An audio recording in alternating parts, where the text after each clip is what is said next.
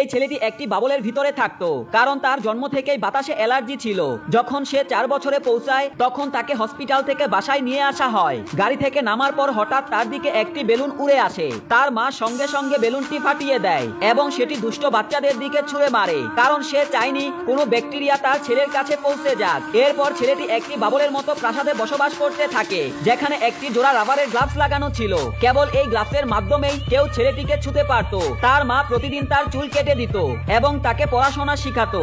ভালো কাজের জন্য সে ছেলেটিকে ছোট ছোট স্টার পুরস্কার দিত। তার প্রতিদিনের খাবার ছিল শুধু বিস্কিট এবং সেগুলো স্প্রে দিয়ে জীবাণুমুক্ত করা হতো। মাঝে মধ্যে প্রতিবেশী শিশুরা তাকে বিরক্ত করত, এমনকি তার দিকে পাথর ছুড়ত।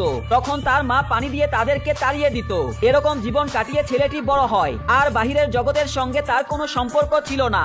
একদিন সে জানালার বাইরে একটি সুন্দরী মেয়েকে দেখে এবং প্রথম দেখাই তার প্রেমে পড়ে যায়। এরপর সে প্রতিদিন জানলার কাজ পরিষ্কার করার ভান করে মেয়েটিকে লুকিয়ে লুকিয়ে দেখে। মেয়েটিও বিষয়টি খেয়াল করেছিল। কৌতূহল বশত মেয়েটি একদিন ছেলেটির বাড়িতে চলে আসে। সে একটি বিশাল টিউব দেখতে পায়, যেটি দেখে সে অবাক হয়ে যায়। সে টিউবটি অনুসরণ করতে করতে দ্বিতীয় তলায় পৌঁছে যায়। হঠাৎ মেয়েটিকে সামনে দেখে ছেলেটি ঘাবড়ে যায় এবং কিছু বলতে পারে না। মেয়েটি চলে যাওয়ার পর ছেলেটি পুরোপুরি তার প্রেমে পড়ে যায়। এরপর তারা দুজন ভালো বন্ধু হয়ে উঠে এবং মেয়েটি প্রতিদিন তার সাথে দেখা করতে আসে। একদিন মেয়েটি বাবলের ভিতরে ঢোকার চেষ্টা করে, কিন্তু ছেলেটি তাকে বাধা দেয়, কারণ তার ব্যাকটেরিয়ায় ভয় ছিল। কিছুদিন পর মেয়েটি একটি দুঃসংবাদ জানায়, সে শীঘ্রই বিয়ে করতে যাচ্ছে। এটি শুনে ছেলেটি ভেঙে পড়ে এবং তাকে তাড়িয়ে দেয়। এরপর সে গভীর বিষণ্ণতায় ডুবে যায়। কিন্তু যখন সে মেয়েটির দেওয়া উপহার দেখে তখন সে এক কঠিন সিদ্ধান্ত নেয়। তার ভালোবাসাকে ফিরে পাওয়ার জন্য সে নিজের জন্য একটি বাবল স্যুট বানায়। তারপর সতর্কভাবে সে ঘর থেকে বের হতে থাকে,